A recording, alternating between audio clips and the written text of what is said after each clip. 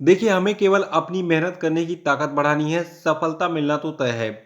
देखिए, आज है 25 मार्च और आज की वीडियो में टोटल हम 10 मोस्ट इम्पोर्टेंट करंट अफेयर के प्रश्नों पे चर्चा करेंगे, जो कि आपकी सभी आगामी परीक्षाओं के लिए मोस्ट इम्पोर्टेंट है। तो शुरू से लास्ट तक वीडियो में रहिए और इस वीडियो को पूरा देखने के बाद आप इसकी पीडीएफ फाइल भी डाउनलोड कर सकते हैं नीचे डिस्क्रिप्शन बॉक्स से और हमारे टेलीग्राम चैनल से, दोनों जगह से आप जो है इस वीडियो की पीडीएफ जो है आप डाउनलोड कर सकते हैं। और ये जो लोग हैं वो चैनल को सब्सक्राइब जरूर कर लेंगे, साथ में बेल आइकॉन को प्रेस करके वीडियो को लाइक और शेयर भी कर देंगे। तो चलिए शुरू करते हैं। देखिए, आज के करंट अफेयर का पहला प्रश्न है कि वर्ल्ड ट्यूबरक्लोसिस डे यानी कि विश्व क्षय रोग दिवस कब मनाया गया। देखिए, हर साल 24 मार्च को हम वर्ल्ड ट्यूबरक्लोसिस डे यानी कि विश्व क्षय रोग दिवस मनाते हैं, जिसको हम टीबी भी कहते हैं, ठीक है, यानी कि विश्व टीबी दिवस। देखिए, एक मतलब चीज़ यह रखिएगा, विश्व टीबी दिवस, विश्व क्षय रोग दिवस, वर्ल्ड ट्यूबरक्लोसिस डे, ये तीनों एक ही है।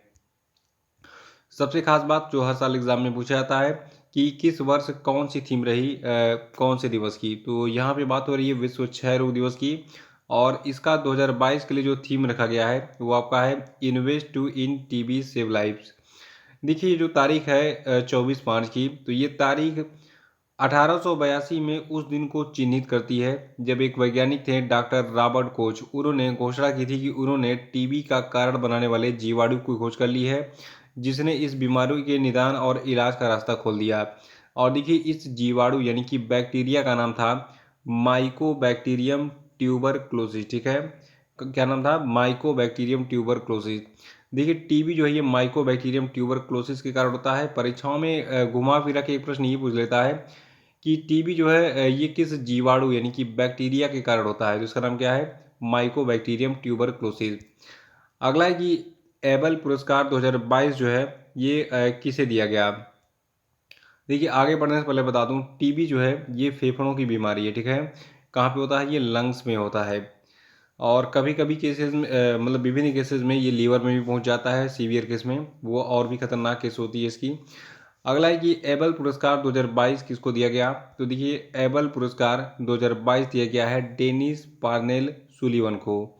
देखिए, हाल ही में Norwegian academy of science and letters ने अमेरिकी गणितज्ञ डेनिस पार्नेल सुलीवन को यह पुरस्कार टोपोलॉजी में उनके व्यापक योगदान और विशेष रूप से इसे बीजगणितीय ज्यामिति और गतिशील पहलुओं के लिए जो है दिया गया। देखिए, यहाँ पे दो चीज़ें फोकस कीजिएगा। पहला ये कि जो आपका एबल पुरस्कार है ये किस क्षेत्र में दिया जाता है? ये गणित के क्षेत्र में विशेष योगदान देने वाले को दिया जाता है। और इस साल का जो पुरस्कार है ये अमेरिका के गणितज्ञ टेनिस पार्नेल सुलीवन को दिया गया है। और दूसरा, एबल पुरस्कार किसके द्वारा दिया जाता है? तो ये दिया जाता है Norwegian academy of science and letters के द्वारा। अगला है कि कार्बन तटस्थ खेती के तरीकों को पेश करने वाला भारत का पहला राज्य कौन बन गया है। तो देखिए, कार्बन तटस्थ खेती के तरीकों को पेश करने वाला भारत का पहला राज्य केरल बन गया है।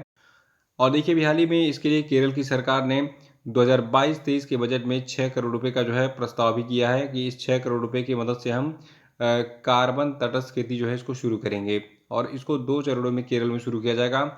इसका पहला चरण जो होगा उसमें कृषि विभाग और आदिवासी क्षेत्रों के तहत 13 फार्मों में कार्बन न्यूट्रल खेती लागू की जाएगी। और फिर इसके ट्रायल के बाद दूसरे चरण में जो केरल की सभी 140 विधानसभा क्षेत्र हैं वहाँ पर मॉडल कार्बन न्यूट्रल फार्म विकसित किए जाएंगे। तो इस तरीके से कार्बन तटस्थ खेती के तरीकों को पेश करने वाला भारत का पहला राज्य कौन बन जाएगा? केरल बन जाएगा। देखिए, केरल के मुख्यमंत्री का क्या नाम है और केरल की राजधानी क्या है, ये दोनों चीज़ें आप बताएंगे कमेंट बॉक्स में, ये आपका ऑनलाइन होमवर्क है। अगला है कि मानवाधिकार उल्लंघनों से संबंधित सत्य के अधिकार और पीड़ितों की गरिमा का अंतर्राष्ट्रीय दिवस कब मनाया जाता है। तो देखिए, मानवाधिकार उल्लंघनों से संबंधित सत्य के अधिकार और पीड़ितों की गरिमा का जो अंतर्राष्ट्रीय दिवस है इसको हम 24 मार्च को मनाते हैं। और इस दिवस को अंग्रेजी में हम क्या कहते हैं? International day for right to the truth concerning gross human rights violations and for the dignity of victims. और देखिए, इस दिवस को 24 मार्च को मानसिग्नर आस्कर अर्नुल्फो रोमेरो को श्रद्धांजलि देने के लिए बनाया जाता है, क्योंकि इन्होंने 24 मार्च मतलब क्योंकि इनकी 24 मार्च 1980 को जो है हत्या कर दी गई थी। और देखिए, ये जो व्यक्ति हैं मानसिग्नर आस्कर अर्नुल्फो रोमेरो, ठीक है, इनको किस लिए जाना जाता है? देखिए, ये जो है अल सल्वाडोर में सबसे कमज़ोर या जो सबसे हीन माने जाने वाले व्यक्ति थे। ये उनके मानवाधिकारों के उल्लंघन की आलोचना करने के लिए जो है जाने जाते थे। तो इसको याद रखिएगा। अगला प्रश्न है कि हाल ही में कौन पद्म भूषण प्राप्त करने वाले पहले पैरा एथलीट बने। देखिए ये प्रश्न आपको एकदम हर एग्जाम में हर पेपर में छपने वाला छपा हुआ मिलेगा। देखिए देवेंद्र झाझरिया जो हैं, जो कि एक पैरा एथलीट हैं और ये जेवलिन थ्रोवर हैं, यानी कि ये भाला फेंक खिलाड़ी हैं और ये खेलते हैं पैरा एथलीट कैटेगरी में जो है जेवलिन थ्रो में। तो इनको अभी हाल ही में पद्म भूषण पुरस्कार दिया गया है और ये पद्म भूषण प्राप्त करने वाले भारत के पहले जो है पैरा एथलीट होंगे। देखिए इन्होंने एथेंस और 2016 के रियो ओलंपिक खेलों में, 2004 पैरालंपिक में स्वर्ण और 2020 के टोक्यो ओलंपिक में एक रजत पदक सहित कई पैरालंपिक पदक जीते थे।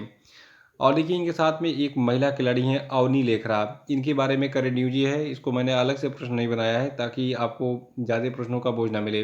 देखिए मैं कई बार तो ऐसा करता हूँ कि दो प्रश्नों को एक ही प्रश्न में जो है डाल देता हूँ ताकि कम समय में अधिक पढ़ाई हो सके आपकी, ठीक है। तो देखिए अवनी लेखरा की बात करें, ये भी पैरा शूटर एक है, ठीक है। और इनको जो है खेल श्रेणी में पद्मश्री पुरस्कार से सम्मानित किया गया हाल ही में। और ख़ास बात ये बन गया है कि ये एक ही खेलों में 2 पैरालंपिक पदक जीतने वाली पहली भारतीय महिला हैं और साथ ही पैरालंपिक स्वर्ण अर्जित करने वाली पहली भारतीय महिला भी हैं, ठीक है। तो इसको याद रखिएगा।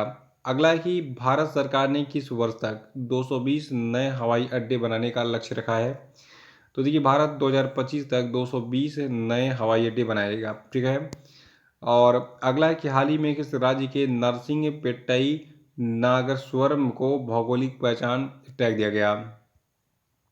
तो देखिए तमिलनाडु राज्य के नरसिंहपेट्टई नागेश्वरम को भौगोलिक पहचान टैग दिया गया हाल ही में। और आपको बता दूं जो आपका नरसिंहपेट्टई नागेश्वरम है, एक वाद्य यंत्र है जो कि कुछ इस प्रकार से दिखता है और इसको कक्षा 15 के संगीत वाद्य यंत्रों की श्रेणी के तहत भौगोलिक संकेतक टैग दिया गया है हाल ही में।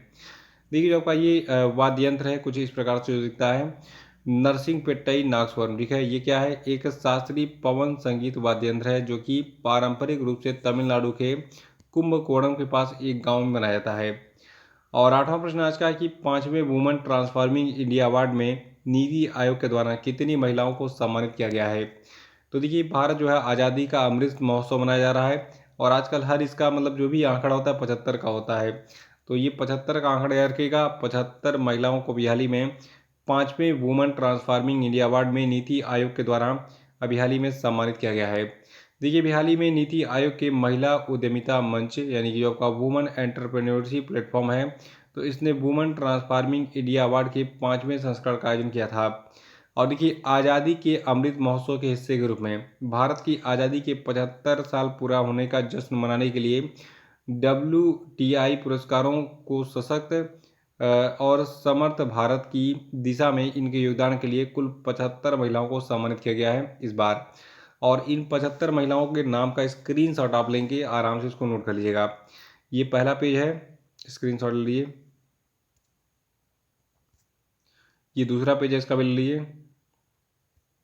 और यहाँ पे आपके टोटल 75 पूरे जाते हैं। ये एक एक्स्ट्रा कैसे हो गया, देखिए नंबरिंग में थोड़ी सी गलती हो गई है, ठीक है। बाकी 75 ये हैं, इसको आप अपने हिसाब से सही कर लेंगे, ठीक है। 9वां प्रश्न है कि ऑल इंग्लैंड बैडमिंटन चैंपियनशिप 2022 किसने जीता है, बताइए। देखिए ऑल इंग्लैंड बैडमिंटन चैंपियनशिप 2022 को जीता है विक्टर एक्सेल्सन ने। देखिए एक खास बात यह रही कि विक्टर एक्सेल्सन जो है, इन्होंने भारत के लक्ष्य सेन को हराकर इस ऑल इंग्लैंड बैडमिंटन चैंपियनशिप को 2022 को जीता। और जो आपके भारत के लक्ष्य सेन रहे हैं, ये इसमें इस प्रकार से दूसरे नंबर पर हैं। तो पहले नंबर पर विजेता होता है, दूसरे नंबर पर उपविजेता होता है। इसको याद रखिएगा कि हाल ही में विक्टर एक्सेल्सन ने भारत के लक्ष्य सेन को हराकर जो है 2022 का ऑल इंग्लैंड बैडमिंटन चैंपियनशिप जीत लिया है। और अगला प्रश्न है कि किस बैंक ने को ब्रांडेड क्रेडिट कार्ड के लिए IPL team Chennai super Kings के साथ साझेदारी की है। तो देखिए अभी हाल ही में ICICI बैंक ने को ब्रांडेड क्रेडिट कार्ड लॉन्च करने के लिए IPL की टीम चेन्नई सुपर किंग्स का जो है साझेदारी की है। और देखिए जो आपका ICICI बैंक है, इसने अभी हाल ही में IPL की फ्रेंचाइजी चेन्नई सुपर किंग्स के साथ मिलकर जो ये क्रेडिट कार्ड लॉन्च किया है, इस कार्ड का नाम Chennai super king ICICI bank credit card रखा है। और देखिए आईसीआईसीआई बैंक की बात करें तो उसके सीईओ हैं संदीप बख्शी जी। हेडक्वार्टर इसका वडोदरा में है और इसकी स्थापना वडोदरा गुजरात में 1994 में की गई थी। तो ये थे आपके आज के सभी धमाकेदार प्रश्न और अब हम बात करेंगे आज के सभी क्वेश्चन अपडेट। तो सभी लोग कमेंट बॉक्स में आंसर देंगे। पहला प्रश्न है कि बिहार दिवस कब मनाते हैं, बताइए। कितने लोग बता सकते हैं कि बिहार जो राज्य है इसमें बिहार का मतलब क्या है, क्यों इसको बिहार नाम दिया गया है। दूसरा कि हाल ही में कौन उत्तराखंड के 11वें मुख्यमंत्री बने, बताइए। और अगला कि मार्च 2022 में कौन सा देश दुनिया का सबसे गर्म देश बन गया, बताइए। 14 कि हाल ही में किस देश के पूर्व राष्ट्रपति शहाबुद्दीन अहमद का निधन हो गया, बताइए। पांचवा की IQ एयर 2021 विश्व वायु गुणवत्ता रिपोर्ट के अनुसार दुनिया की सबसे प्रदूषित राजधानी कौन है, बताइए। और अब हम बात करेंगे कल के पूछे गए सभी क्वेश्चन के क्षेत्रों की। तो का पहला प्रश्न था कि तुर्कमेनिस्तान के नए राष्ट्रपति कौन बने हैं। तो देखिए हाल ही में तुर्कमेनिस्तान के नए राष्ट्रपति बने हैं सरदार बर्डी मुखा मेदो। और दूसरा था कि हाल ही में किस भारतीय अर्थशास्त्री को संयुक्त राष्ट्र के सलाहकार बोर्ड में शामिल किया गया है। तो देखिए इनका नाम है जयति घोष। और तीसरा था कि हाल ही में भारतीय सेना और सेशल्स रक्षा बलों के बीच संयुक्त सैन्य अभ्यास लामितीय 2022 का कौन सा संस्करण आयोजित किया गया। तो इसका 9वां संस्करण भी हाल ही में आयोजित किया गया था। इसके बारे में डिटेल में जानना है तो परसों का वीडियो देखिए, उसको रिवाइज कर डालिएगा। चौथा था कि हाल ही में किस राज्य में डोल उत्सव या फिर डोल जात्रा उत्सव मनाया गया। तो देखिए डोल जात्रा या फिर डोल उत्सव को मनाया गया पश्चिम बंगाल में। और पांचवा था कि प्रिज्गर पुरस्कार 2022 किसने जीता है। तो इसको जीता है फ्रांसिस केरी ने। तो इसी के साथ ये वीडियो समाप्त होता है। जय हिंद, जय भारत।